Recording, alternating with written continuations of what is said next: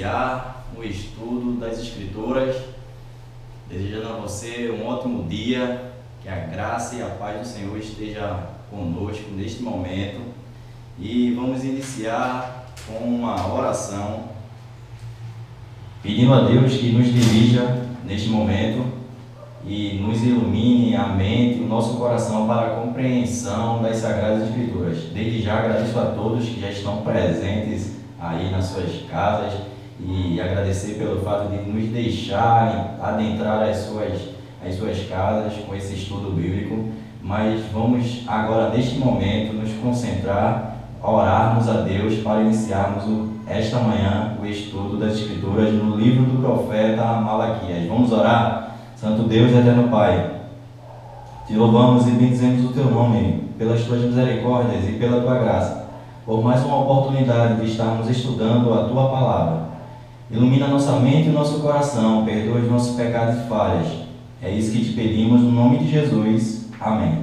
Amém, gente. Vejam só, na última aula que tivemos, quando falamos a respeito do casamento, da relação conjugal, onde o profeta Malaquias faz algumas advertências, aquilo que ele vai chamar de forma muito enfática e repetitiva de deslealdade, de infidelidade na relação conjugal. O que é isso? É o homem abandonando a lei de Deus, abandonando os preceitos bíblicos para a relação, para o casamento, para a relação conjugal, que, como dissemos na aula passada, é heterossexual, é monogâmica e é monossomática. E é uma relação de mutualidade, homem e mulher, tornando uma só carne, como diz a Escritura. E lemos na ocasião, a partir do verso 10, fomos até o verso 16 do capítulo 2 de Malaquias. E talvez tenha ficado na sua cabeça a seguinte pergunta: mas irmãos, por que Marconi não concluiu? Por que Marconi não leu o verso 17?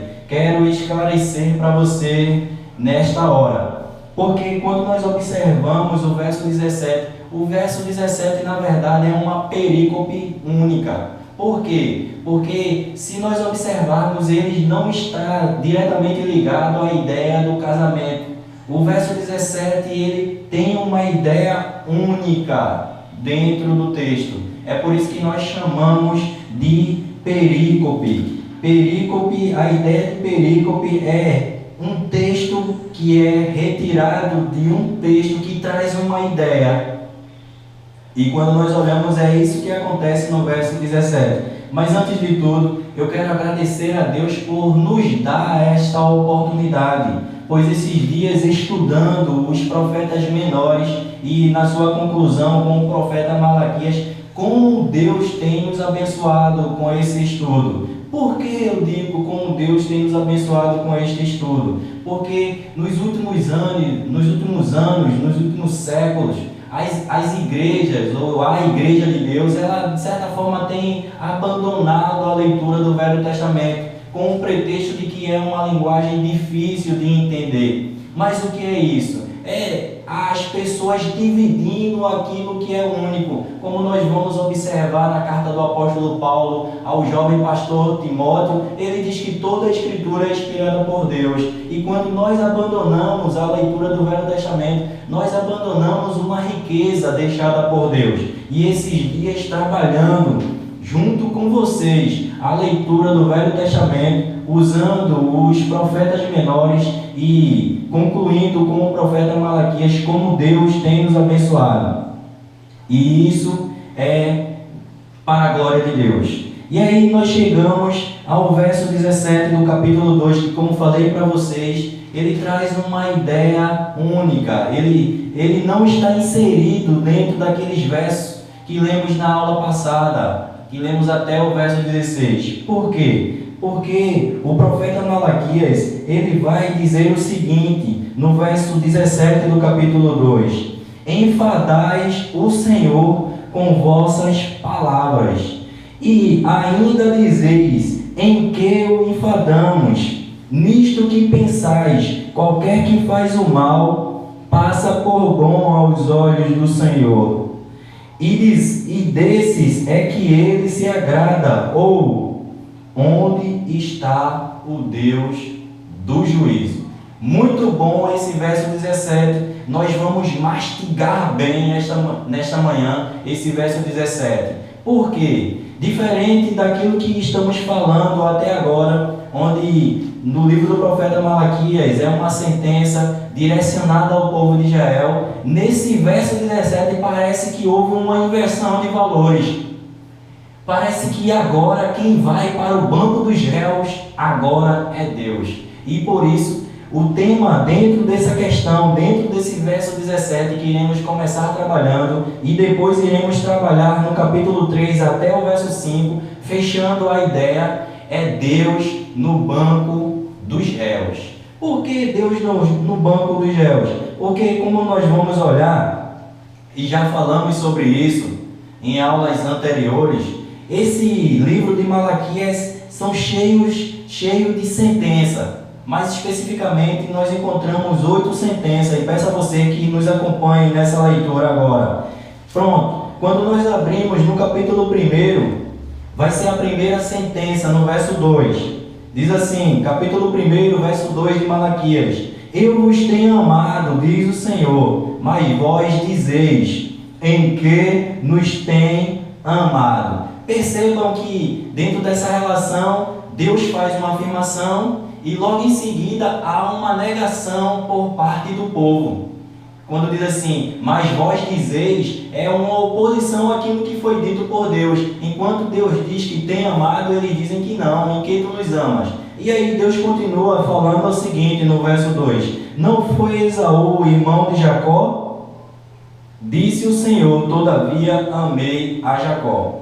Ou seja, há uma palavra por parte de Deus, há uma oposição por parte do povo e depois Deus contrapõe com a prova. Deus amou a Jacó. Deus está falando do amor eletivo, que nós já falamos em outro momento. Uma outra sentença nós podemos encontrar ainda no capítulo 1, no verso 6, quando diz assim: O filho honra o pai e o servo ao seu senhor. Se eu sou pai, onde está a minha honra? E se eu sou o Senhor, onde está o respeito para comigo? Diz o Senhor dos exércitos a vós outros, ó sacerdotes, que desprezais o meu nome. Aí vejam, aí na continuidade é assim: mas vós dizeis, em que desprezamos nós o teu nome. Sempre há uma palavra por parte de Deus e há uma oposição por parte do povo. E após isso, Deus vai apresentar as provas. Essa foi a segunda sentença. Aí nós encontramos, ainda no capítulo 1, a terceira, agora no verso 7. Diz assim: Ofereceis sobre o meu altar pão imundo, e ainda perguntais, em que te havemos profanado? Nisto que pensais, a mesa do Senhor é desprezível. Ou seja, mais uma vez, há uma palavra por parte de Deus, há uma acusação por parte de Deus, mas há uma oposição. Por quê? Porque neste tempo do profeta Malaquias, o povo estava cético. O povo estava questionando a lei de Deus, estava questionando a lei moral, a ética de Deus. É por isso que Deus fala e rapidamente eles dizem, eles contrapõem. A ideia do mais traz justamente essa ideia de oposição àquilo que foi falado. E continuando, nós podemos encontrar ainda no capítulo 2 agora, e no verso 14, mais uma sentença e mais uma oposição por parte do povo. Verso 14 do capítulo 2 diz assim: E perguntais por quê? Porque o Senhor foi testemunha da aliança entre ti e a mulher. Quando Deus fala, faz advertências em relação ao casamento, eles perguntam por quê? Por que nós fomos infiéis? Aí Deus diz, porque eu fui testemunha da relação do casamento, da aliança do casamento entre você e a sua mulher. Mas percebam, sempre há uma afirmação e há uma oposição por parte do povo. Ainda nesse capítulo 2, inclusive no verso 17, mais uma vez nós vamos encontrar uma afirmação por parte de Deus. No verso 17 do capítulo 2, diz assim: Enfadais o Senhor com vossa palavra, e ainda dizeis, em que te enfadamos? ou seja, o povo sempre questionando tudo, inclusive o próprio Deus. Ainda no capítulo 3 de Malaquias, nós podemos mais uma vez encontrar uma palavra por parte de Deus e uma negação por parte do povo. Por favor, capítulo 3, verso 7. Desde os dias de vossos pais vos desviastes dos meus estatutos e não os guardastes. Tornai-vos para mim, e eu me tornarei para vós outros, diz o Senhor dos Exércitos.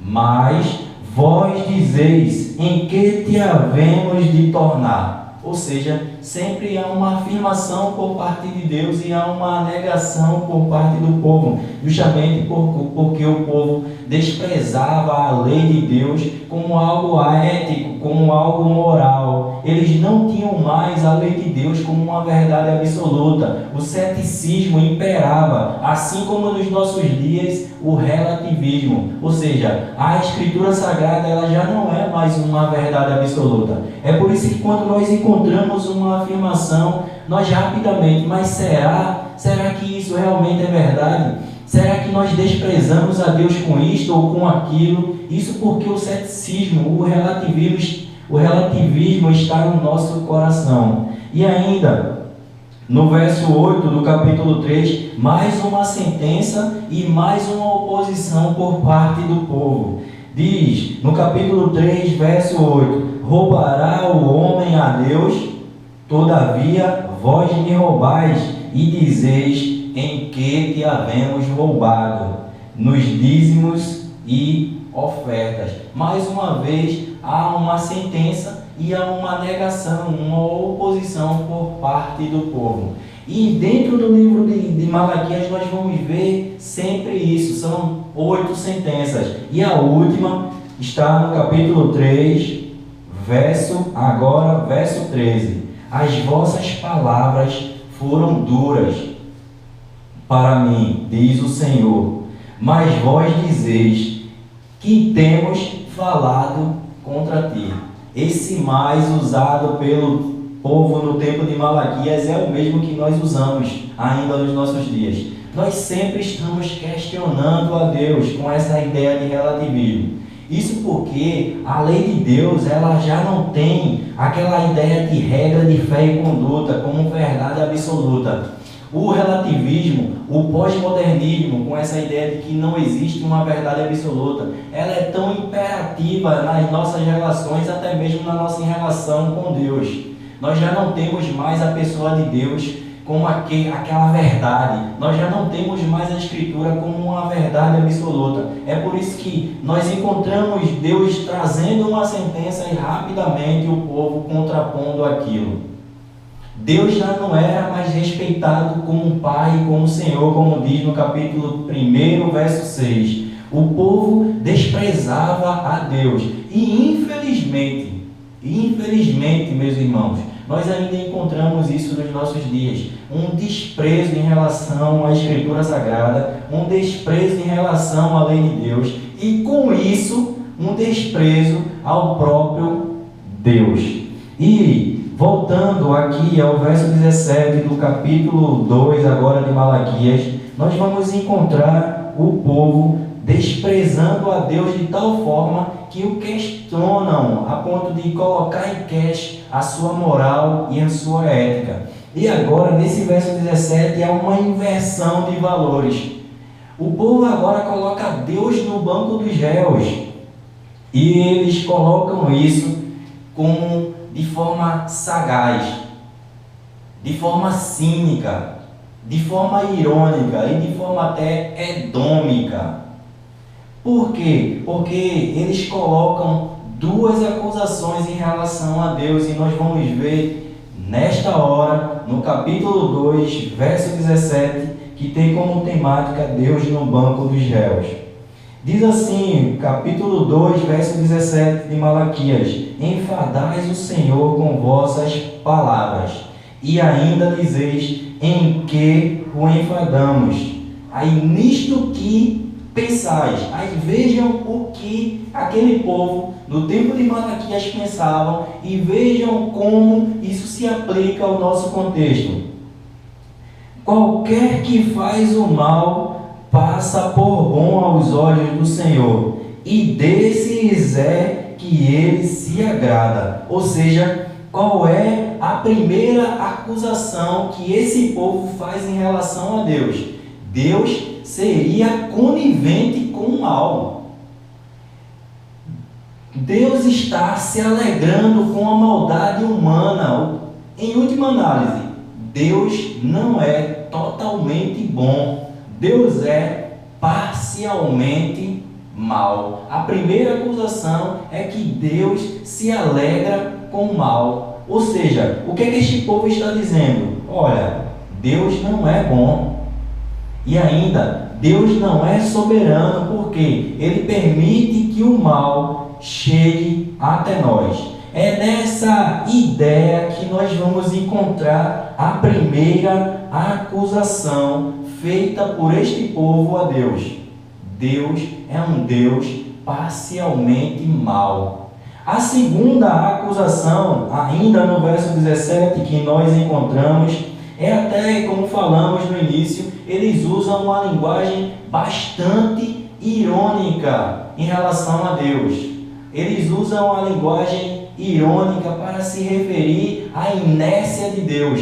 Deus é parcialmente mau e Deus é inerte em relação ao povo de Israel. Por que eu digo isso? Na continuidade, já no finalzinho do texto, ele diz assim: onde está o Deus do juízo? É como se Deus não estivesse aplicando a sua justiça. Além de Deus ser um Deus mau, é um Deus inerte. E essas são as duas acusações que são feitas em relação a Deus no livro de Malaquias. Deus no banco do réu. Ou seja, quando nós olhamos aqui no verso 17 do capítulo 2, Deus é parcialmente mau e Deus é um Deus inerte. É inerte por quê? E nós podemos entender que essa inércia seria justamente porque Deus não estava fazendo aquilo que eles queriam. Quando nós vamos até o Salmo 73, Salmo de Asaf, por favor, Salmo 73, nós vamos encontrar uma fala parecida. Por quê? Porque Asaf, ele questiona justamente a prosperidade dos ímpios. Por que os ímpios prosperam? Será que Deus não está vendo isso? A ideia da inércia. E nós não vamos ler todo. Se você puder, em sua casa depois, ler todo, você faça isso. Mas eu quero ler apenas 2 versos do capítulo 73. Queremos ler nesta manhã o verso 17, que diz assim: até que entrei no santuário de Deus e atinei com o fim deles. Ou seja, caí em si.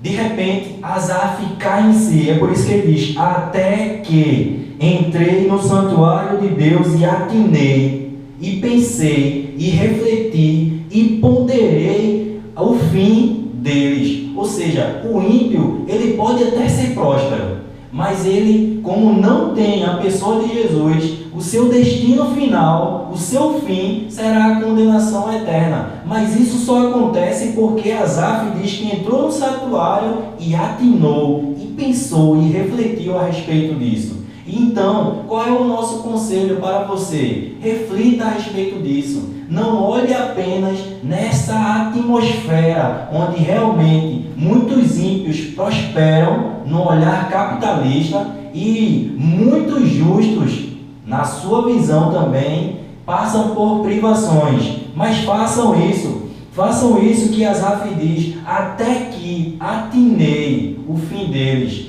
Nós devemos ter o nosso olhar na eternidade. E foi isso que aconteceu com esses homens no tempo de Malaquias. Eles perderam a visão da eternidade. Perderam a visão da aliança. É por isso que eles questionam a Deus. Questionam o seu amor. Será que realmente Deus nos ama? E por que eu adoeço?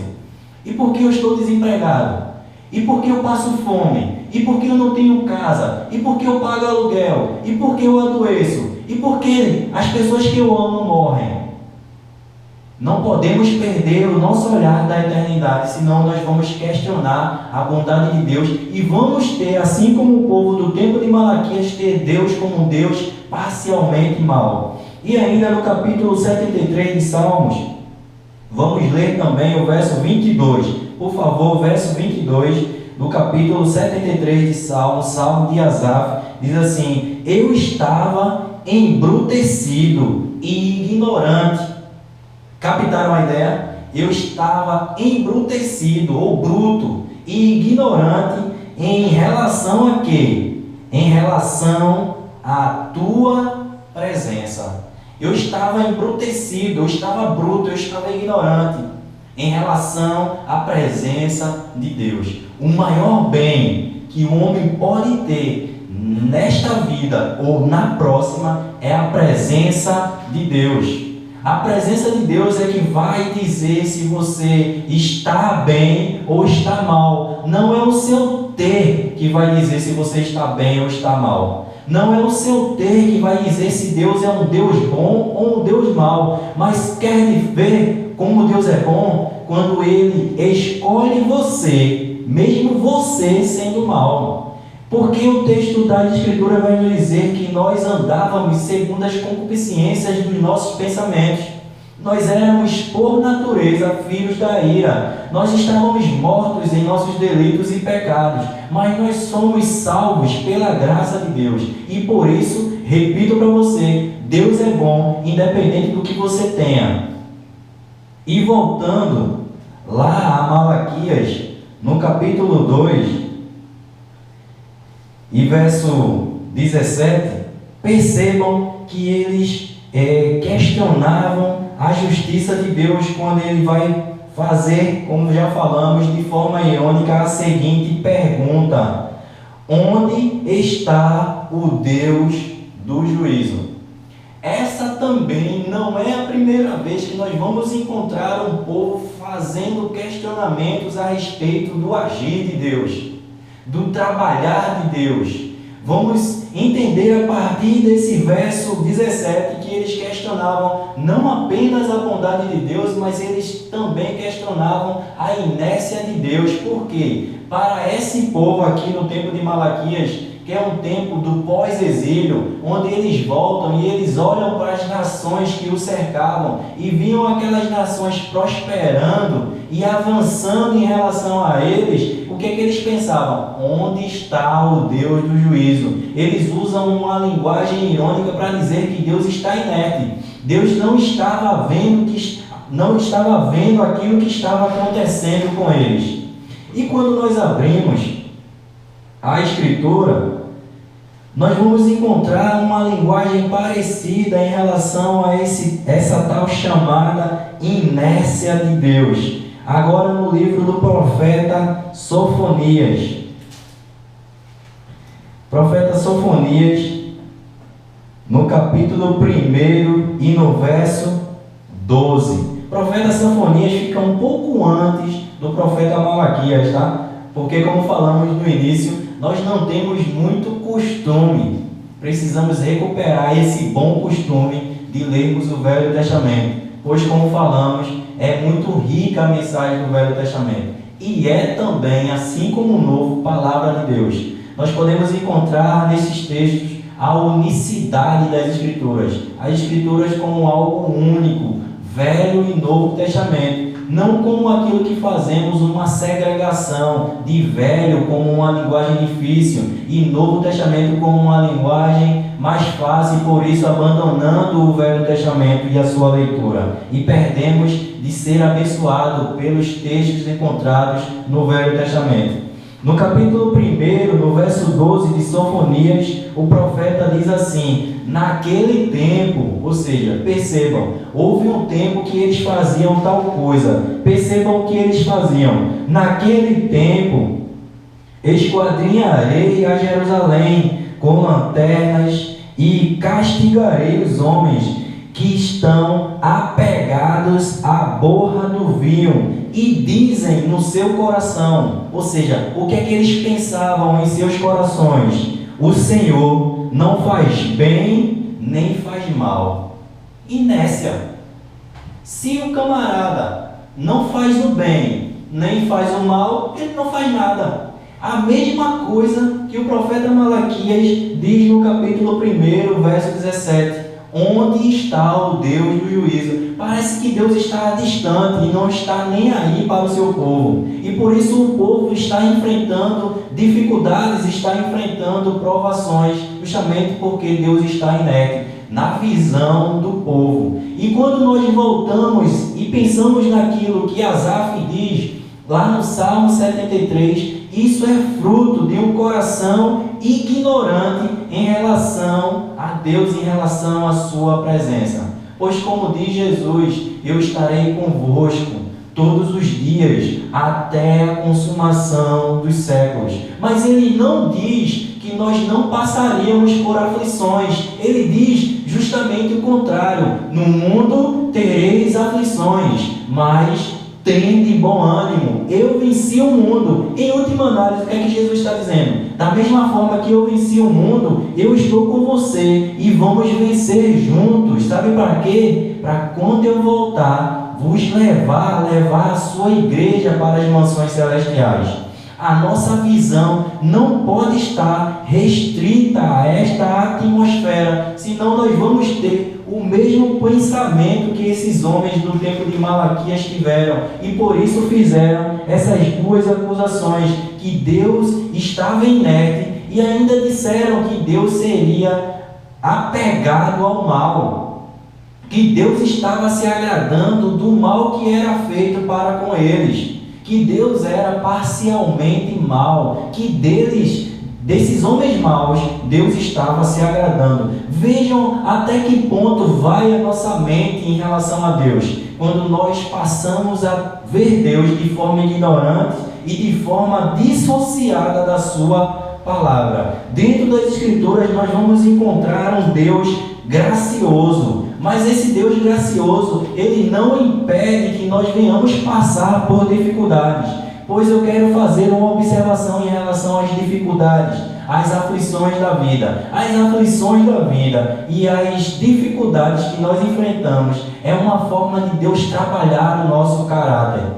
Percebam aquilo que o apóstolo Paulo diz quando ele está falando sobre o espinho na carne, que aquilo foi colocado para que ele não viesse ficar soberbo.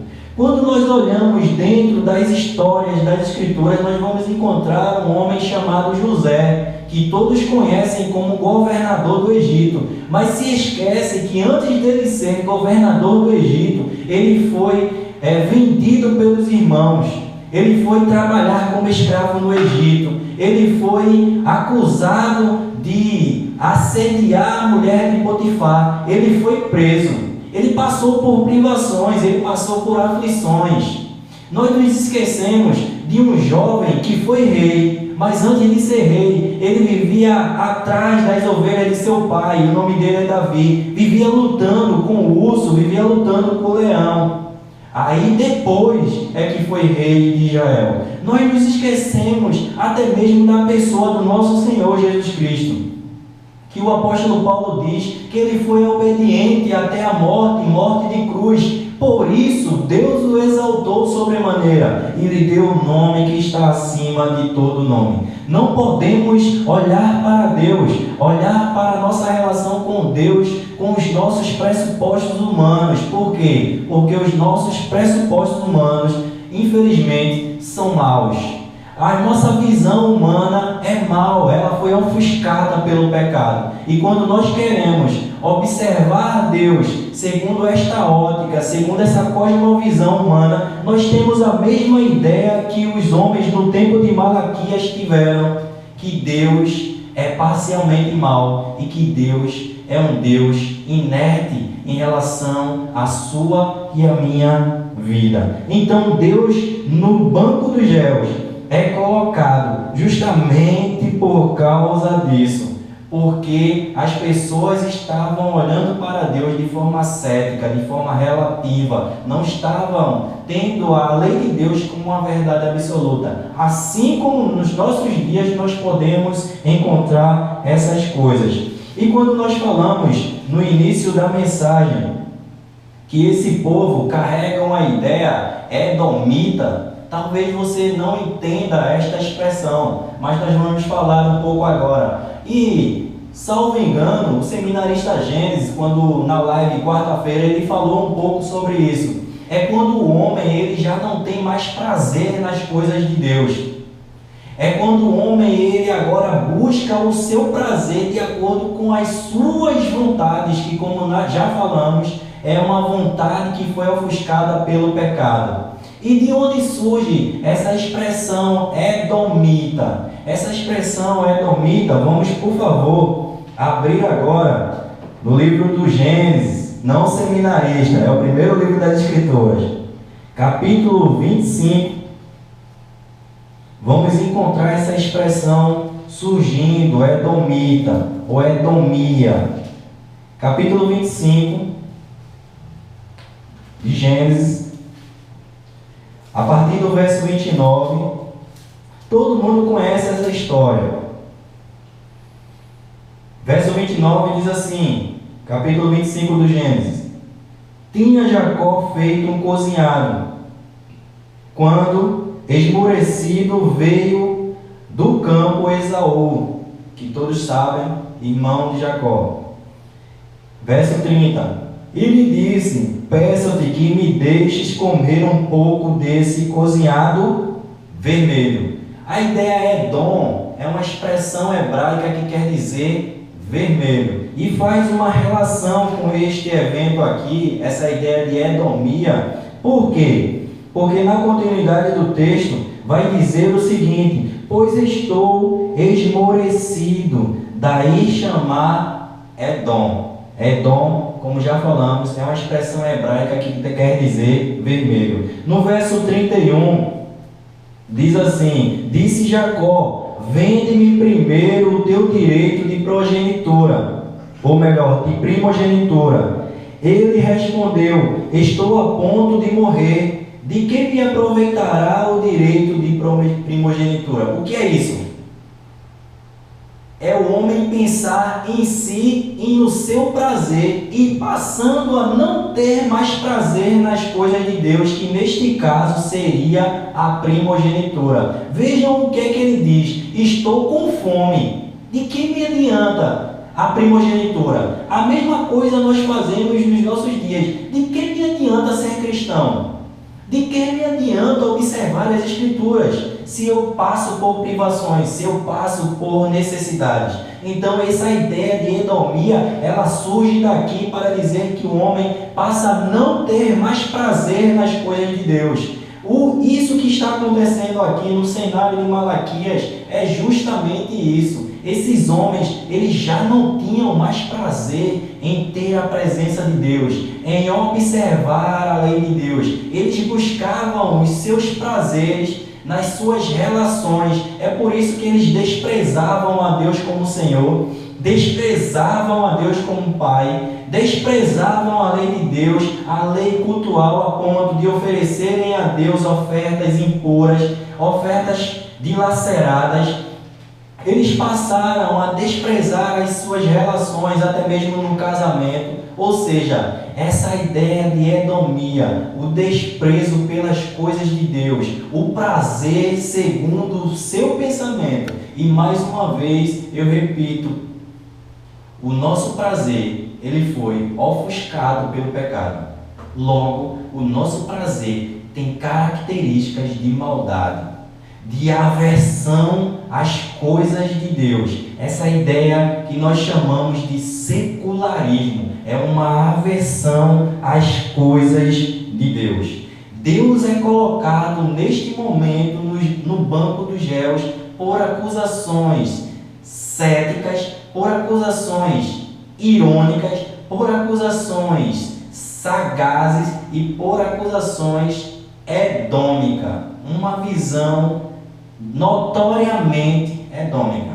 Aí vejam, Percebam como é rico o texto bíblico. Quando nós passamos a refletir sobre essas coisas e nós fazemos aplicações aos nossos dias, nós vamos encontrar muitas comunidades cheias de pessoas buscando coisas que lhes tragam prazer. Assim como Esaú, que vai ser chamado de Edom, que quer dizer vermelho. Assim como Esaú, que preferiu o cozinhado, a sopa, ao invés da primogenitura. Ele diz que de que me aproveitará a primogenitura se eu estou com fome? Vejam como a necessidade pode nos levar a nos afastar de Deus, a desprezar as coisas de Deus. E é neste ponto que entra a chamada sofisma, as meias-verdades. Pessoas, líderes oferecendo coisas às pessoas e as pessoas correndo atrás, desprezando a Escritura, desprezando as verdades de Deus, desprezando o próprio Deus. Por quê? Porque elas procuram coisas que lhes tragam prazer. E aí, o sábio lá em Eclesiastes diz que eles correm atrás do vento. Qual é a ideia aqui? Então, nesse caso, essa ideia de edomia é muito presente nos nossos dias. Nós encontramos a edomia em todas as situações de nossas vidas, pois o homem busca pelo seu prazer, não há mais prazer nas coisas de Deus. E quando nós olhamos, na verdade, o início do capítulo 3 de Malaquias é justamente uma resposta a um questionamento, a acusações que foram feitas no verso 17 do capítulo 2, onde os israelitas, aqueles homens, acusavam Deus de compartilhar com a maldade das nações vizinhas. Isso porque, na visão deles, Deus deveria intervir. Na visão deles, Deus deveria destruir aquelas nações para o seu bel prazer, para o bel prazer daquele povo.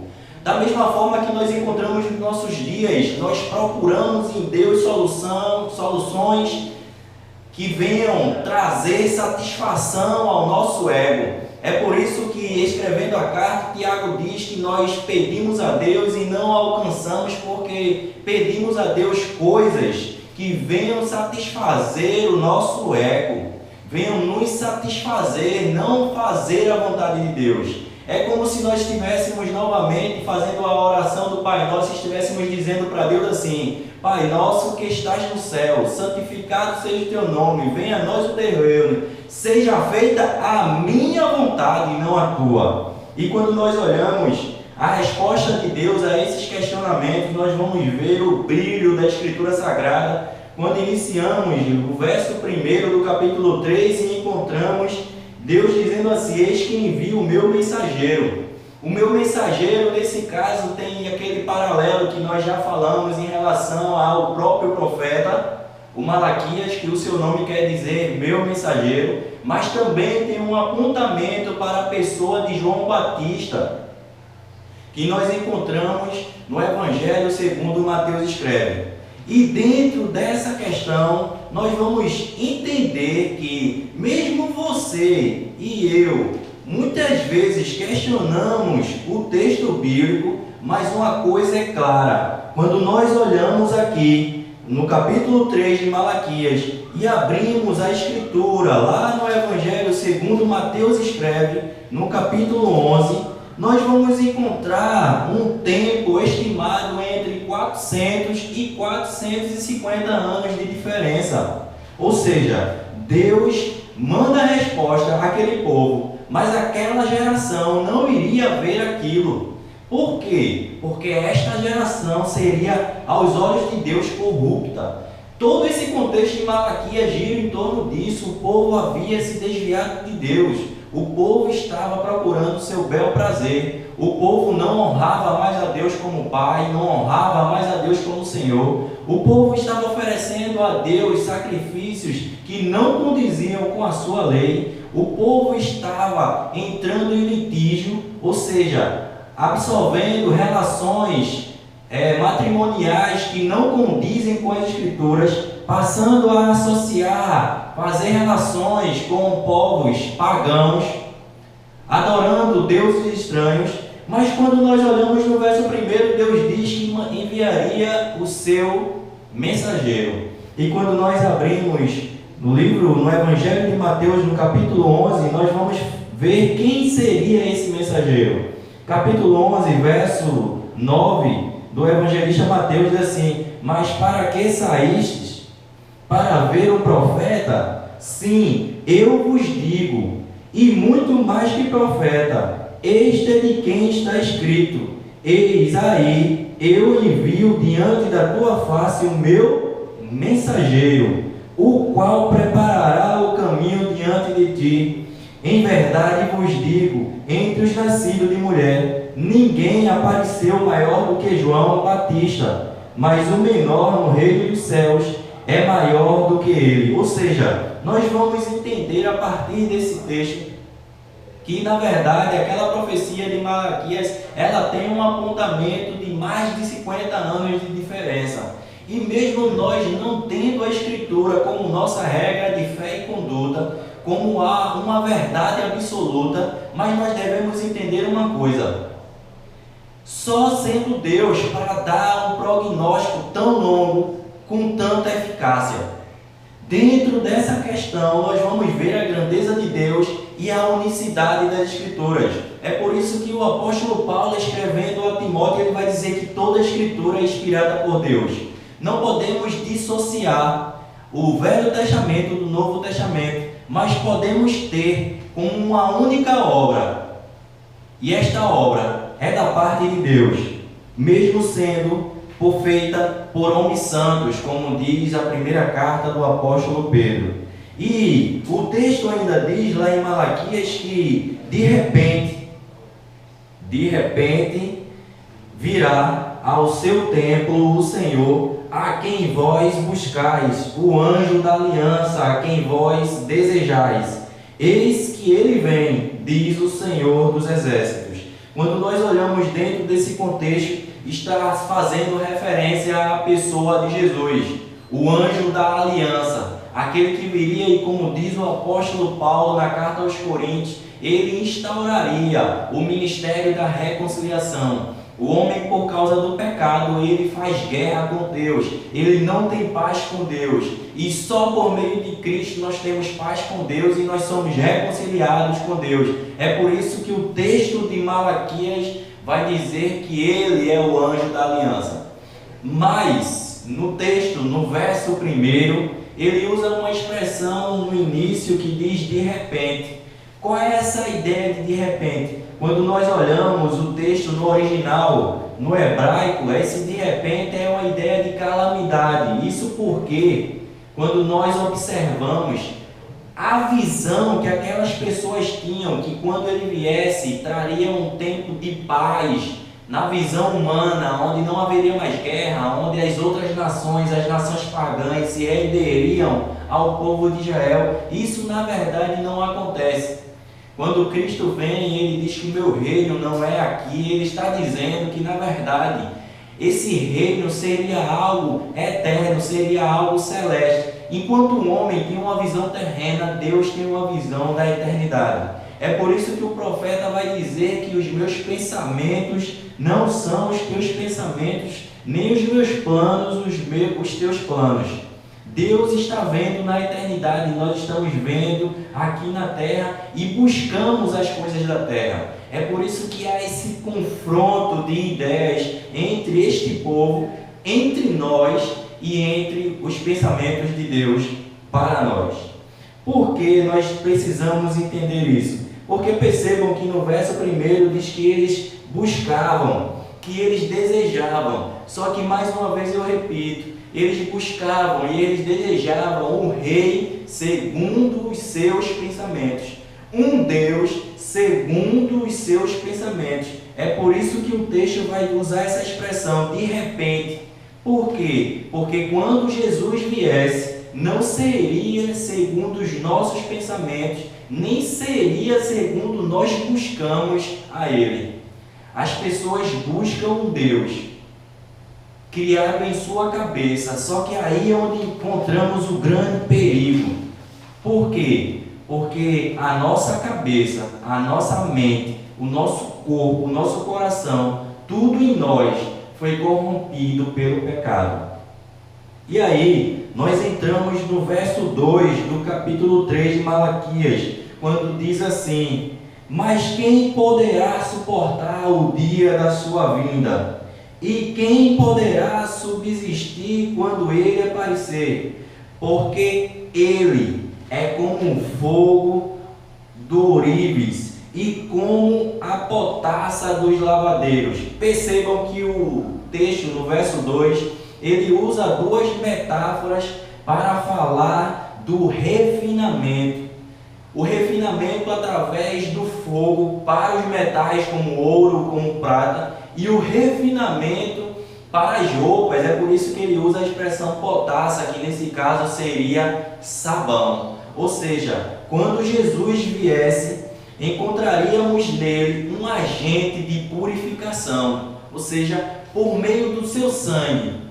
Ele usa essa expressão como para fazer uma comparação que ele faria no meio do povo de Deus, no meio da igreja, uma espécie de purificação. Assim como o fogo purifica os metais, como ouro, como prata, e como o sabão limpa a roupa, assim também pelo sangue de Jesus, o seu povo seria purificado. O seu povo seria novamente purificado. É por isso que o texto lá na carta do apóstolo Paulo, escrevendo ao jovem pastor Tito, ele diz que nós fomos lavados pelo lavar regenerador e renovador, que é a ação da palavra. Quando Jesus ele está orando a chamada oração sacerdotal lá com os discípulos, no capítulo 17 e 17 do Evangelho de João, ele diz: santifica-os na verdade, a tua palavra é a verdade. Por que há essa relação?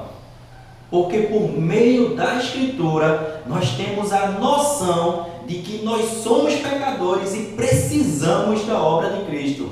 Por meio da Escritura nós temos a noção exata da obra de Cristo na cruz do Calvário. É por isso que o texto vai nos deixar claro que quando ele viesse, ele purificaria, ele refinaria, assim como o fogo refina a prata e o ouro, e como o sabão tira a sujeira das roupas, assim também, por meio do sangue de Cristo, nós seríamos, a igreja de Cristo seria purificada, e novamente restaurada, e novamente por meio do sangue de Cristo, tendo acesso a Deus. Olha, você que nos ouve, preste bem atenção.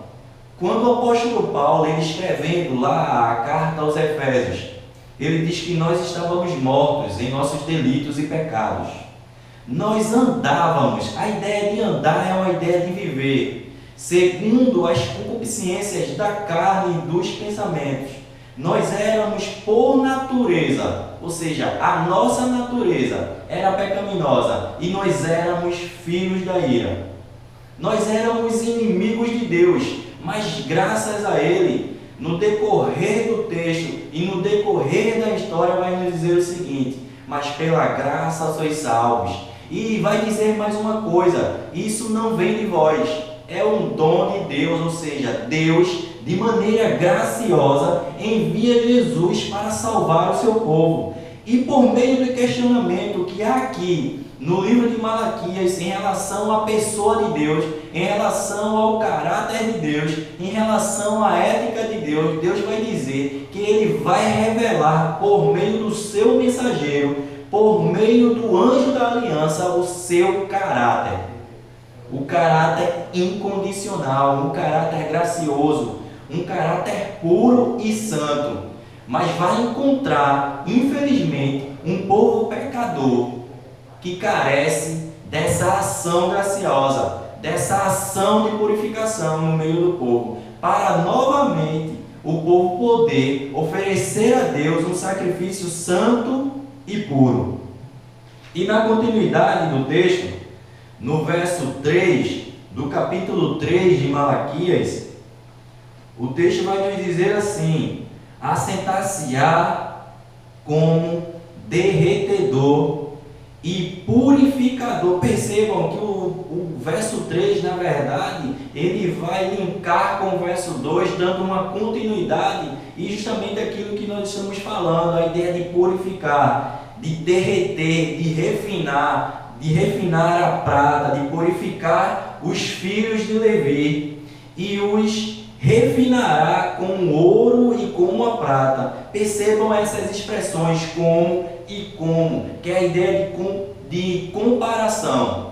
Quando o texto usa essa expressão como a prata e como o ouro, é uma ideia de comparação. Assim como o fogo, ele purifica o ouro, ele purifica a prata, assim também, por meio da ação do anjo da aliança, assim que ele se sentar no trono, ele derreterá, purificará a prata, purificará os filhos de Levi e os refinará como a prata. Eles trarão ao Senhor justas ofertas. Muito interessante essa última colocação, porque ele especifica que essa ação iria iniciar pelos filhos de Levi, que nós, no capítulo 2, numa aula anterior, nós vimos que, na verdade, os filhos de Levi seriam os sacerdotes.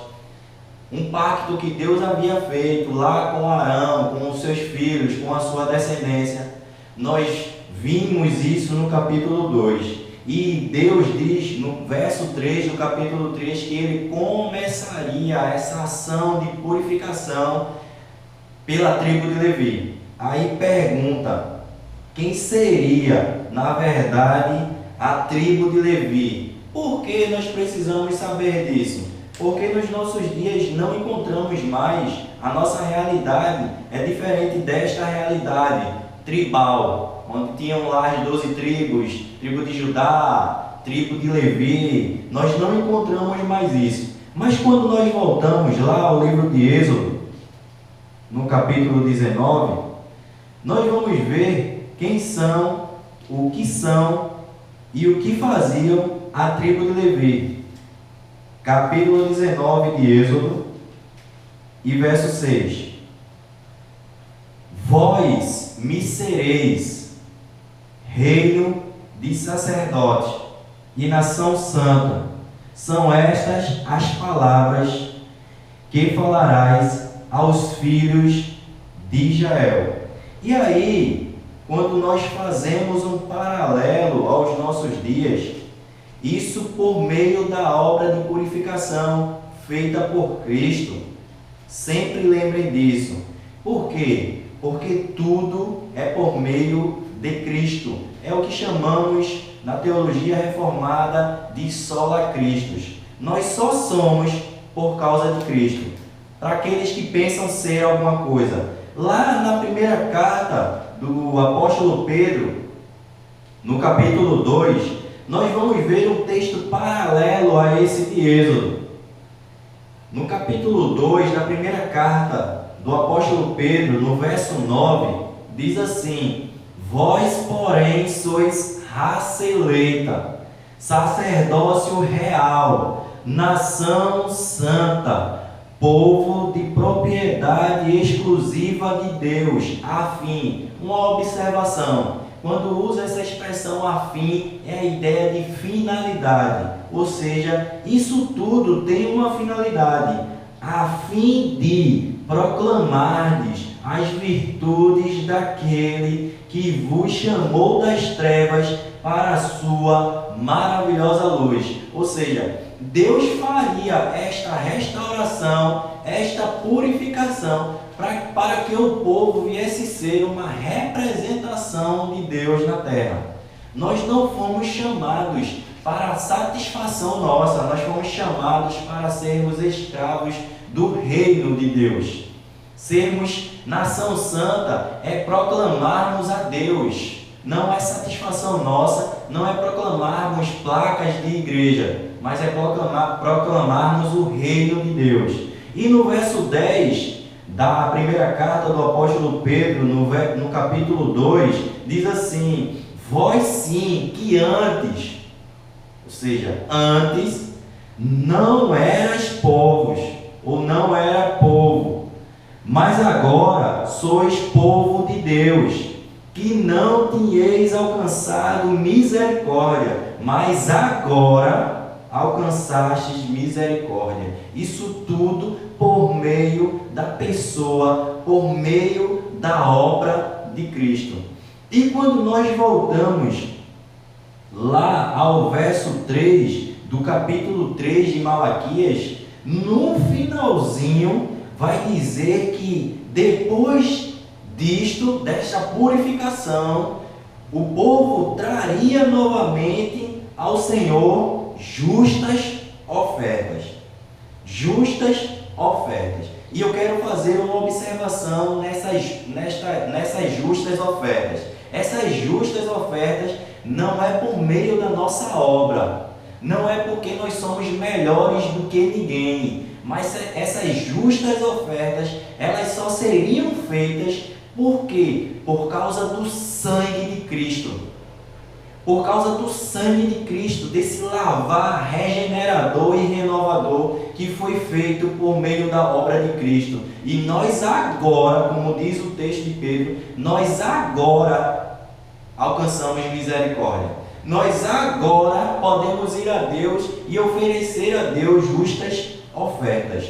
E quando nós encontramos lá na carta aos Efésios, no capítulo 5, lógico, o apóstolo Paulo ele está fazendo uma analogia na relação matrimonial. Mas vejam o que é que diz quando se refere à obra de Cristo. No capítulo 5, por favor, verso 25 da carta aos Efésios, diz assim: maridos, amai vossa esposa, como, ou seja, uma comparação, como também Cristo amou a igreja e a si mesmo se entregou por ela.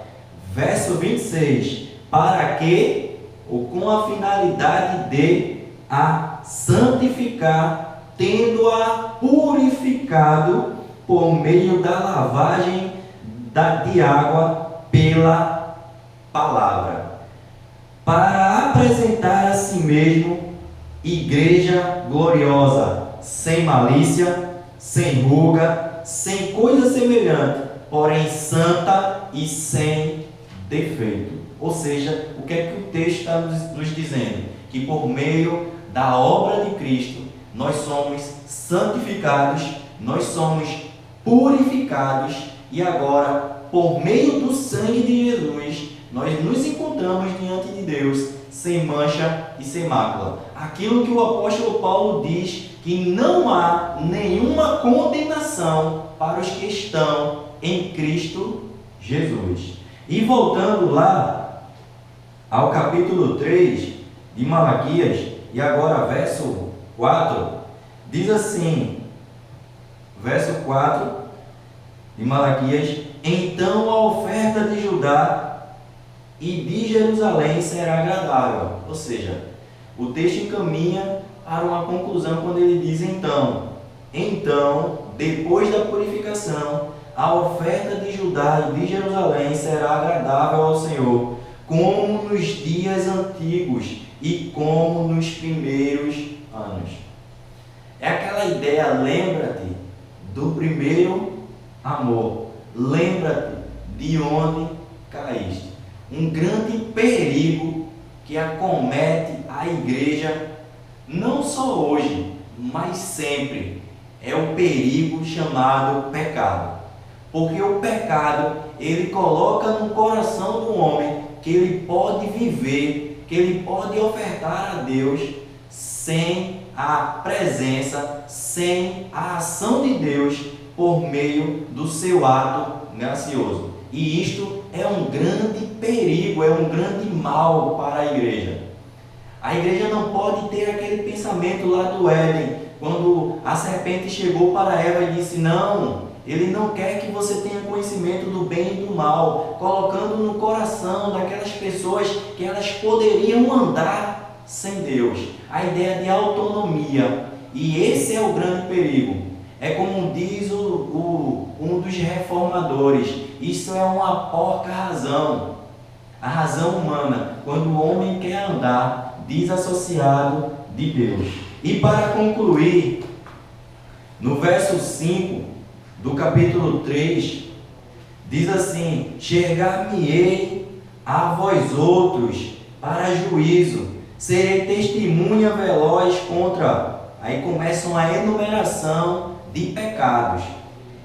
Serei testemunha veloz contra os feiticeiros, e contra os adúlteros, e contra os que juram falsamente. Percebam que todos esses pecados vão contra a lei moral de Deus, contra a ética de Deus. Só para trazer aquela ideia que Deus não mudou, tá certo? Deus não muda. Contra os feiticeiros, contra os adúlteros, contra aqueles que juram falsamente, contra os que defraudam o salário do jornaleiro e oprimem a viúva e o órfão, e torcem o direito do estrangeiro, e não me temem, diz o Senhor. Quando o texto faz essa analogia, não podemos resumir o pecado apenas a essa enumeração, mas eu quero que você leia a primeira parte e a conclusão do versículo 5, e você vai ter uma ideia do que é que o texto quer nos passar. Não foquem apenas a ideia, a enumeração dos pecados, a feitiçaria, o adultério, a idolatria, o jurar falsamente. Mas eu quero que você leia a primeira parte e leia a conclusão, quando diz assim: chegar-me-ei a vós outros para juízo. E ao final ele diz para quem ele chegaria contra essas pessoas. Quem são essas pessoas? No finalzinho do verso 5 diz: e não me temem. O que é que estava acontecendo aqui?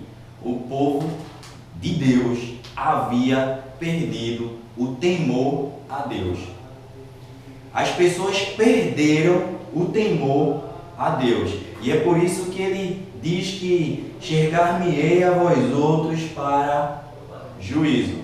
Serei testemunha veloz contra os feiticeiros, ou seja, independente de etnia, aquela ideia, não, o povo de Judá é um povo abençoado, a terra de Israel é uma terra abençoada. Na verdade, é aquilo que nós encontramos na carta aos Romanos, que a ira de Deus se revela dos altos céus contra toda impiedade. A ira de Deus se revela dos altos céus contra o pecado, independente de quem seja, independente de cor, independente de raça, independente de sexo, independente de razão social, independente de tudo. A ira de Deus se revela dos altos céus contra o pecado.